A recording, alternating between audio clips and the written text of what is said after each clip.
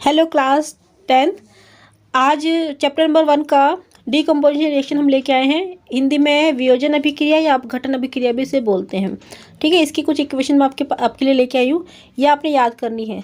First of all आप देखो, आपकी इक्वेशन है 1.19 1.19। ठीक है, तो इसमें आप देखो, आपको दे रखा है फेरस सल्फेट दे रखा है, दिख रहा है आपको FeSO4। जहाँ भी FeSO4 होगा उसको आप एक मिनट, फेरिक ऑक्साइड, तो जो भी आपका FeSO4 होगा, जहाँ भी SO4 होता है बच्चों, उसको सल्फेट बोलते हैं। इस चीज़ को आप ध्यान रखो। ठीक है, सल्फेट होता है वो।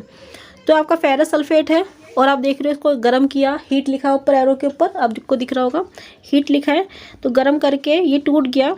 और वियोजन अभिक्रिया डिकम्पोजिशन रिएक्शन का मतलब भी टूटना होता है। ठीक है, उसमें क्या होता है, उसकी पहचान क्या होती है? जो रिएक्टेंट होता है या जो अभिकर्मक होता है वो एक होता है। मैं आपको दिखाती हूँ, ये देखो, ये रिएक्टेंट है। जो रिएक्शन से पहले जो होता है वो एक होता है। FeSO4 एक है ना, एक ही चीज़ है मतलब। ठीक है, तो रिएक्टेंट या अभिकर्मक एक होता है। और रिएक्शन के बाद मतलब एरो के बाद, ये जो एरो दिख रहा है आपको, ये एरो के बाद जो देखो, जो नए सब्सटेंस बन रहे हैं वो आपके इसमें 3 बन रहे हैं। फेरिक ऑक्साइड बन रहा है, ये देखो, ये फेरिक ऑक्साइड है, ये देखो फेरिक ऑक्साइड है, सल्फर डाइऑक्साइड है, सल्फर ट्राइऑक्साइड है। 3 चीज़ें बन रही हैं। ठीक है, हमने चीज़ एक इस्तेमाल की थी, फेरस सल्फेट इस्तेमाल किया था, उसे गर्म किया तोड़ने के लिए, टूट के हमारे पास 3 प्रोडक्ट बने, 3 उत्पाद बने। तो जहाँ भी आपको इस तरह की रिएक्शन दिखती हैं, आपसे पूछा जाता है कि कौन सी रिएक्शन है, तो आप बोल दो ये डीकम्पोजिशन रिएक्शन है। हिंदी में आप बोल सकते हो इसे, आप ये आपकी वियोजन अभिक्रिया है। वियोजन भी बोलते हैं और अपघटन भी बोलते हैं, तो आप कुछ भी बोल सकते हो। ठीक है, तो इसमें आपने क्या देखा, ये आपने जो इक्वेशन मैं आपको बता रही हूँ, ये आपका मंडे का टेस्ट है। मंडे के टेस्ट के लिए आपको ये इक्वेशन याद करनी है। ठीक है, तो आप देख रहे हो फेरस सल्फेट को हमने डीकम्पोजिशन किया, किसकी हेल्प से? हीट की हेल्प से, ऊष्मा की मदद से किया और तोड़ा उसको। टूट के ये 3 चीज़ें बनी, फेरिक ऑक्साइड बना, सल्फर डाइऑक्साइड बना और सल्फर ट्राइऑक्साइड बना। जैसा कि आप इक्वेशन में देख रहे हो, इक्वेशन नंबर फिर से बताती हूँ, 1.19। हिंदी और इंग्लिश दोनों मीडियम के बच्चे देख सकते हैं इसको। ठीक है, अच्छा, इसमें खास बात क्या होती है बच्चों, जो कई बार जैसे मैंने अभी आपको टेस्ट दिया था, उसमें क्या होता है कि बच्चे जो आके, इसमें देखो ये 2 लिखा हुआ है, मैं आपको दिखाती हूँ,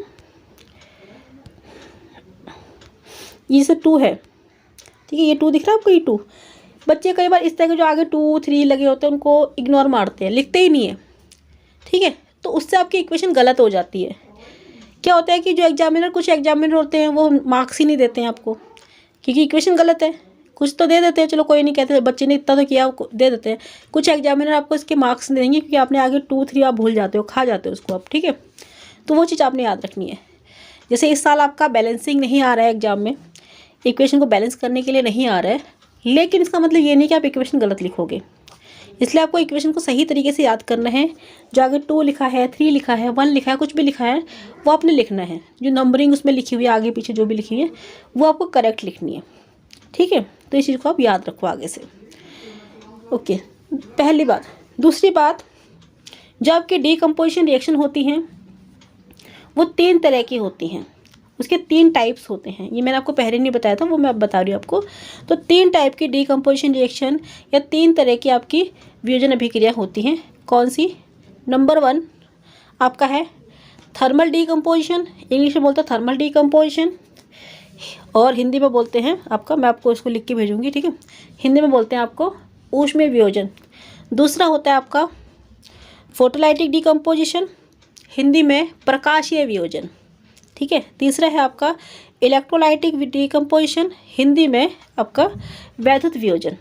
ठीक है, तो कई बार क्या होता है कि आपको इक्वेशन दे दी जाती है, जैसे मैंने आपको ये वाली इक्वेशन दी, मान लो आपसे पूछा जाता है कि कौन सी इक्वेशन है, ये कौन सी केमिकल रिएक्शन है। जैसे कि आपको दिख रहा है कि डीकम्पोजिशन रिएक्शन, आप बोल सकते हो डीकम्पोजिशन रिएक्शन है, लेकिन कौन सी वाली डीकम्पोजिशन रिएक्शन है, कि यहाँ पे हीट से तोड़ा जा रहा है, तो आप बोलोगे ये आपका थर्मल डीकम्पोजिशन है। इंग्लिश में बोलोगे थर्मल डीकम्पोजिशन है, हिंदी में बोलोगे ऊष्मीय वियोजन अभिक्रिया है ये। ठीक है, समझ में आ गई आपको मेरी बात? ओके, तो आपको ये इक्वेशन याद करनी है, ये वाली। ओके, नेक्स्ट हम जाते हैं इक्वेशन 1.20। ये भी आपकी डिकम्पोजिशन रिएक्शन है, वियोजन अभिक्रिया, लेकिन कौन सी वाली? Thermal decomposition. ठीक है, ये लिखा हुआ है देखो, थर्मल डिकम्पोजिशन मैं आपको बुक में दिखा देती हूँ। ये लिख रहा है आपका थर्मल डिकम्पोजिशन, हिंदी में ऊष्मीय वियोजन, वो भी मैं आपको अभी निशान लगवा दूंगी। ठीक है, लिख के दूंगी मैं आपको। तो ये आपका देख रहे हो CaCO3 है, यानी कि कैल्शियम कार्बोनेट बोलते हैं। जैसे कि मैंने आपको बताया SO4 होगा तो उसको सल्फेट बोलेंगे आप। यहाँ CO3 है तो यानी कि कार्बोनेट, CO3 आपका कार्बोनेट होता है बच्चों, ये चीज़ आप याद रखना। ठीक है, तो ये कैल्शियम है, Ca कैल्शियम होता है, कैल्शियम कार्बोनेट है। इसको गर्म किया तो आपका CaO यानी कि कैल्शियम ऑक्साइड बना, जिसे क्विकलैम भी बोला जाता है, प्लस कार्बन डाइऑक्साइड गैस बनी CO2। ठीक है, तो इसमें भी आप देख रहे हो ये आपकी वियोजन अभिक्रिया है, क्योंकि जो अभिकर्मक या रिएक्टेंट है वो एक ही है और जो आपके उत्पाद है वो दो बन रहे हैं, यानी कि जो आपका प्रोडक्ट है दो बन रहे हैं, एक ये बन गया, एक ये बन गया। ठीक है, लेकिन कौन सी वाली डिकम्पोजिशन है, कौन सी वाली वियोजन है? ये आपकी थर्मल डिकम्पोजिशन है, यानी कि हीट ऊष्मीय वियोजन है। इसमें ऊष्मा का इस्तेमाल किया जा रहा है इसे तोड़ने के लिए, तो इसे ऊष्मीय वियोजन कहेंगे हिंदी में, इंग्लिश में बोलेंगे थर्मल डिकम्पोजिशन रिएक्शन। ठीक है, नेक्स्ट आप आ जाओ, इसका एक और एग्जांपल हो सकता है थर्मल डिकम्पोजिशन का। या एक और एग्जांपल है, ये आपका लेड नाइट्रेट है। ठीक है, Pb2PbNO3 ब्रैकेट के अंदर, फिर बाहर एक और 2 है। ठीक है, ये आपका लेड नाइट्रेट का फॉर्मूला है बच्चों, हीट लिखा है यानी कि, और देख रहे हो कि आपका जो प्रोडक्ट है वो 3 बन रहे हैं और अभिकर्मक क्या उत्पाद रिएक्टेंट आपका एक ही है, तो ये भी डिकम्पोजिशन रिएक्शन है। ठीक है, छोटा कर देती हूँ, ये भी डिकम्पोजिशन रिएक्शन है, वियोजन अभिक्रिया है, लेकिन कौन सी वाली? थर्मल डिकम्पोजिशन या हिंदी में ऊष्मीय वियोजन अभिक्रिया है।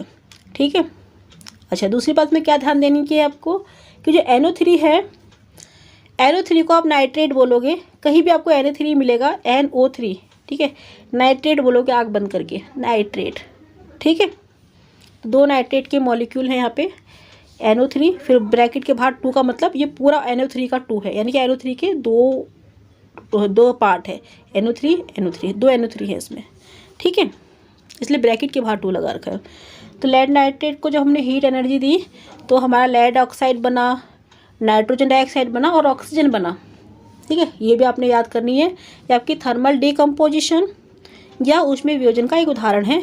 इक्वेशन 1.21 है आपका ये। ठीक है, अच्छा उसके बाद आप आ जाओ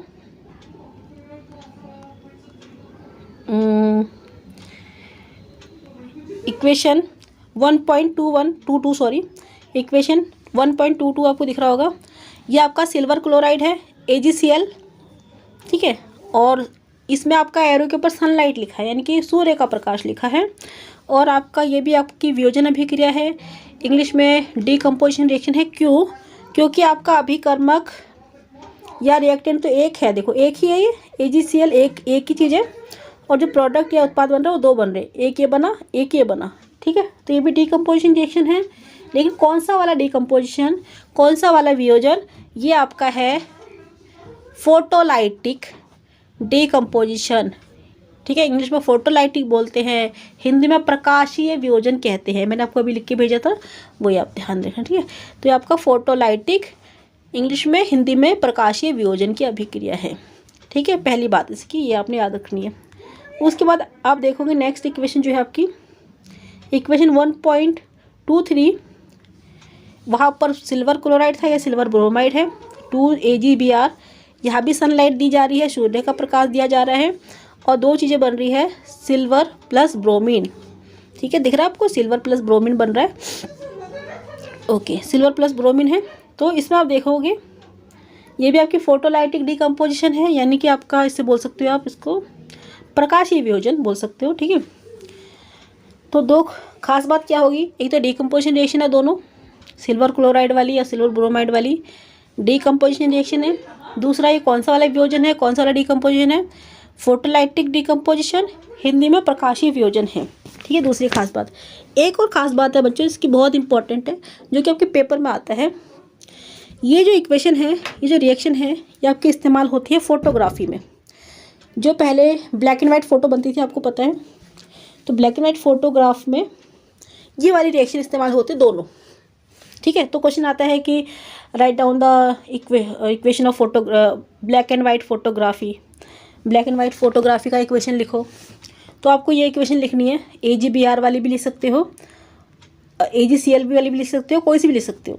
दोनों इक्वेशन में से कोई सी भी आप लिख सकते हो, ठीक है। हिंदी में उसको श्याम श्वेत फोटोग्राफी बोलती है, श्याम श्वेत यानी कि ब्लैक एंड वाइट फोटो, ठीक है। तो ये आपका 1 नंबर का क्वेश्चन आता है इक्वेशन लिखने के लिए, ठीक है। यह इक्वेशन पूछी जाती है आपसे, इक्वेशन लिखने के लिए भी दी जाती है। समझ में आ गया आप लोगों को मेरी बात? ओके। उसके बाद आपका जो नेक्स्ट है, जो आपकी बुक में नहीं दे रखा है, वो इक्वेशन हम आपकी सपोर्ट मटेरियल में है, मैं आपका उसका स्क्रीनशॉट खींच के आपको भेज दूंगी, अभी इसमें ही भेजती हूँ, ठीक है। जो तीसरी टाइप की जो डिकम्पोजिशन रिएक्शन है आपकी, वो है बच्चों आपकी ये इलेक्ट्रोलाइटिक डिकम्पोजिशन इंग्लिश में बोलते हैं, इलेक्ट्रोलाइटिक, ठीक है। इलेक्ट्रोलाइटिक डिकम्पोजिशन इंग्लिश में बोलते हैं, हिंदी में बोलते हैं वैद्युत वियोजन। जब बिजली की मदद से, आपको पता है ना बिजली भी बहुत चीज़ों को तोड़ती है, तो उसका एग्जाम्पल है हमारा वाटर। हमारे पास जल है, पानी है, पानी का फॉर्मूला आपको पता है क्या होता है, H2O होता है। तो पानी के अंदर जब विद्युत धारा प्रवाहित की जाती है तो पानी टूट जाता है, 2 भागों में टूट जाता है, हाइड्रोजन गैस और ऑक्सीजन गैस, ठीक है। तो आप देख रहे हो कि इसकी पानी को तोड़ने के लिए हमने किसकी मदद ली, हमने ली इलेक्ट्रिसिटी की, बिजली की। तो इसलिए इस अभिक्रिया को हम हिंदी में वैद्युत वियोजन बोलते हैं और इंग्लिश में बोलते हैं इलेक्ट्रोलाइटिक डिकम्पोजिशन। इसकी इक्वेशन, इसका जो पिक्चर है, इसकी जो इक्वेशन है, समीकरण है, वो मैं आपको सपोर्ट मटेरियल में है वैसे आपके, नहीं तो मैं आपको स्क्रीनशॉट करके खींच के उसका भेज रही हूँ आपको, ठीक है।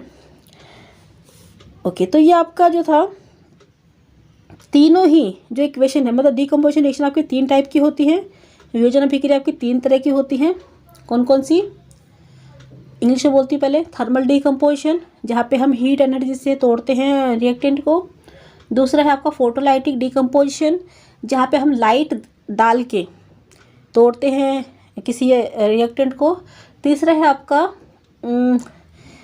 आपका है इलेक्ट्रोलाइटिक डिकम्पोजिशन, जहाँ पे हम बिजली की मदद से किसी रिएक्टेंट को तोड़ते हैं, ठीक है।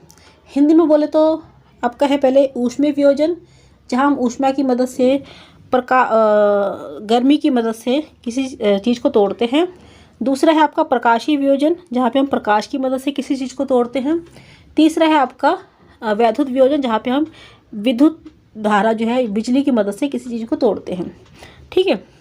अच्छा, एक और इम्पॉर्टेंट क्वेश्चन जो आपका इसमें बनता है, वो ये बनता है, आपसे पूछा जाता है कि सिल्वर क्लोराइड या सिल्वर ब्रोमाइड को डार्क कलर की बोतल में, गहरे रंग की बोतल में या काले रंग की बोतल में क्यों संभाल के रखा जाता है। ये क्वेश्चन आता है, ठीक है। इस बार एग्जाम में मैंने देखा था, शायद आपकी अभी जो आपके स्कूल में एग्जाम हुए थे उसमें था कि सिल्वर क्लोराइड या सिल्वर ब्रोमाइड को गहरे रंग की बोतल, डार्क कलर की बोतल या ब्लैक कलर की बोतल में क्यों संभाल के रखते हैं। क्योंकि आपको पता है अगर ये सूरज की रोशनी में या किसी भी रोशनी में जाएगा तो टूट जाएगा, सिल्वर अलग हो जाएगा, क्लोरीन अलग हो जाएगा, ठीक है, या सिल्वर या ब्रोमीन अलग अलग हो जाएगा। तो इसलिए इसको हम गहरे रंग की बोतल में, डार्क कलर, ताकि इसके अंदर रोशनी, इसे रोशनी से बचाने के लिए, इसके डिकम्पोजिशन को रोकने के लिए, ठीक है। तो अब बोलोगे टू प्रिवेंटिंग डिकम्पोजिशन, डिकम्पोजिशन को प्रिवेंट करने के लिए, रोकने के लिए, ठीक है। हिंदी में बोलोगे कि वियोजन अभिक्रिया को रोकने के लिए, इसका वियोजन ना हो जाए, ठीक है, सिल्वर क्लोराइड का या सिल्वर ब्रोमाइड का वियोजन ना हो जाए, इसीलिए हम इसे गहरे रंग की बोतल में संभाल के रखते हैं, ठीक है।